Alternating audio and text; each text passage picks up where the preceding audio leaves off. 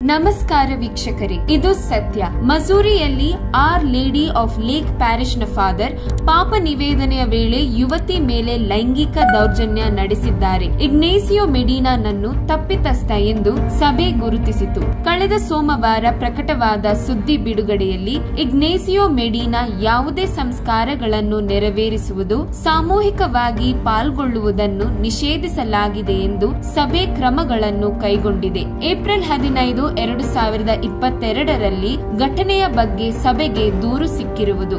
ಇದರ ಬಗ್ಗೆ ಜೆಫರ್ಸನ್ ಸಿಟಿಯ ಬಿಷಪ್ ಡಬ್ಲ್ಯೂ ಶಾನ್ ಮೆಕ್ನೈಟ್ ರವರ ನೇತೃತ್ವದಲ್ಲಿ ತನಿಖೆಯನ್ನು ಪ್ರಾರಂಭಿಸಿದಾಗ ಸಂಗತಿ ನಿಜವೆಂದು ಕಂಡುಬಂದಿತು.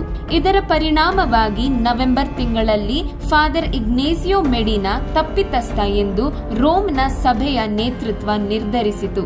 ಇದರ ನಂತರವಾಗಿದೆ ಸಭೆಯು ತನ್ನ ಕ್ರಮವನ್ನು ಕೈಗೊಂಡಿದ್ದು. ಪಾಪ ನಿವೇದನೆಯ ಸಮಯದಲ್ಲಿ ಅಥವಾ ದಿವ್ಯ ಸಂಸ್ಕಾರಗಳ ಸಮಯದಲ್ಲಿ ಇಂತಹ ಲೈಂಗಿಕ ವಿಜ್ಞಾಪನೆಯು ವಿಶ್ವಾಸದ ತಳಹದಿಗೆ ಕೇಡನ್ನುಂಟು ಮಾಡುವುದು ಎಂಬ ನಿಟ್ಟಿನಲ್ಲಾಗಿದೆ. ಪಾದ್ರಿಯ ಮೇಲೆ ಕಟ್ಟುನಿಟ್ಟಿನ ಕ್ರಮ ಕೈಗೊಳ್ಳಲಾಗುವುದು ಎಂದು ಸಭೆಯ ಅಧಿಕಾರಿಗಳು ಹೇಳಿದ್ದಾರೆ.